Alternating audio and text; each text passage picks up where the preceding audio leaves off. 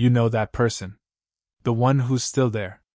Still in the same town, sometimes the same house, sometimes even the same street they grew up on, while everyone else from their graduating class scattered across the map. New cities, new zip codes, new versions of themselves built somewhere else. At least that's how it appears from the outside. And eventually, someone always asks the question.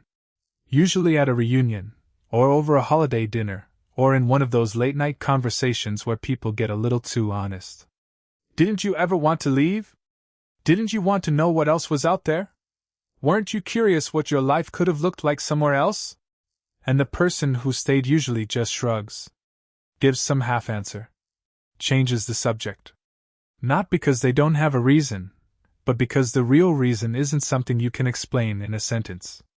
It's not something you could have articulated at 22, or even at 35. Some truths only make sense once you've lived long enough to see them play out. Here's the thing almost nobody says out loud. We've built an entire culture around the idea that leaving equals winning. Somewhere along the way, getting out became shorthand for making it. Moving away got coded as ambition. Staying got coded as settling. Every movie about small-town life has that one scene, the character on the bus, or the plane, or the highway, driving away from everything they knew, and we're supposed to feel like that's the triumphant part. Meanwhile, the friend waving goodbye from the porch just fades into the background of the story. But here's a question worth sitting with. What if that entire framework is backwards? What if the people who stayed weren't stuck, they were investing?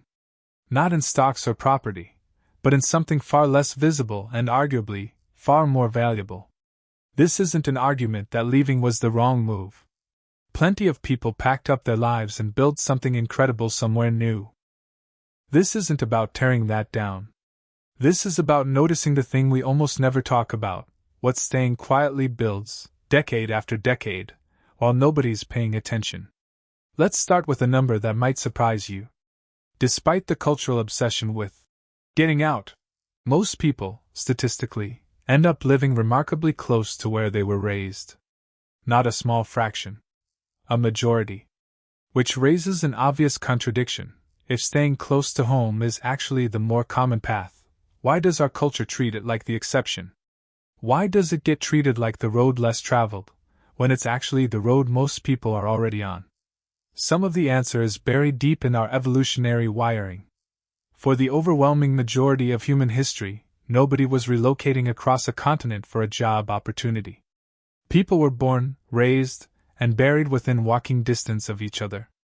The same faces at the market. The same families down the road.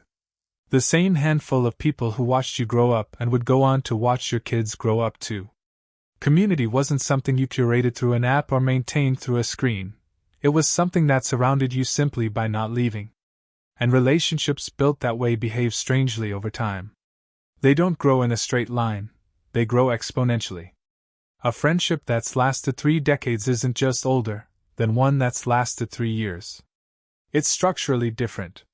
It's carrying decades of context, of favors owed and returned, of things witnessed together that never needed to be explained because both people were there for it. That kind of trust doesn't scale up quickly. It only accumulates slowly, brick by brick, year after year. Which means every time someone relocates, in a very real sense, they're hitting reset. New city, new grocery store clerk, new neighbors who don't know your history, new colleagues who've never seen you at your worst or your best. You get to reinvent yourself, but you also start the trust clock over again at 0. The people who never left never had to hit reset. They just kept adding to the same account. There's actually a term for what they were quietly accumulating: social capital. Researchers who study communities describe it as the web of relationships that gives people access to support, information, and a genuine sense of belonging. And the data on this is consistent. People with deeper social ties tend to report better mental health, stronger life satisfaction, and a more durable sense of well-being. But let's make that less academic and a lot more human. Social capital is the neighbor who notices your mailbox is overflowing and checks in on you. It's the guy at the hardware store who still asks about your dad. It's the old classmate who shows up with a casserole the day your world falls apart, Not because you called them, but because word travels fast in a place where everyone still knows everyone. That's not something you can order online. It's not something you can build in 6 months by networking hard. It takes years of simply being present, being known, being part of the fabric. But even that isn't the deepest layer. Underneath the social capital, there's something even harder to name: identity itself. Picture walking down the main street of the town you grew up in. Every building has a memory stapled to it that a stranger would never see. That gas station is where you had your first real conversation with the person you'd later marry. That bench is where you sat after your first heartbreak. That diner is where your family celebrated every birthday for 20 years straight. To an outsider, it's just a strip of storefronts. To you, it's a timeline you can physically walk through. Psychologists talk a lot about the human need for narrative continuity, the sense that your life makes sense as one connected story rather than a series of disconnected chapters.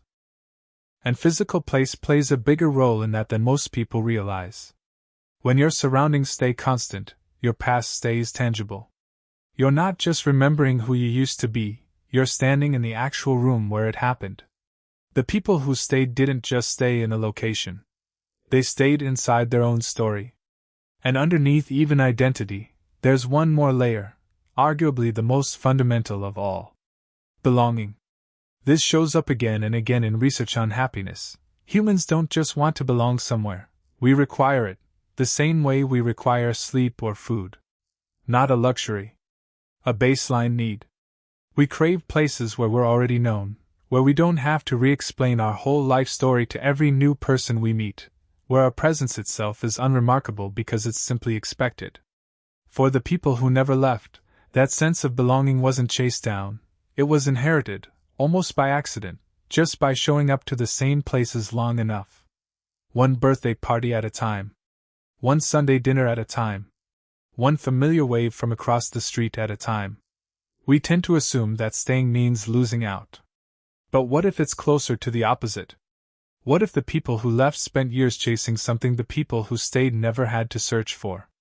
Here's a way to think about the trade-off honestly. The ones who left gained new horizons. The ones who stayed gained deep roots.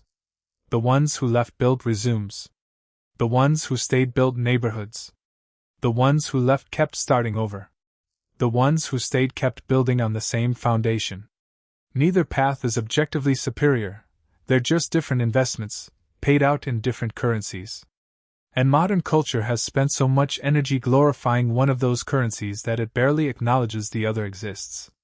Maybe that's the real reason the ones who stayed get misread so often.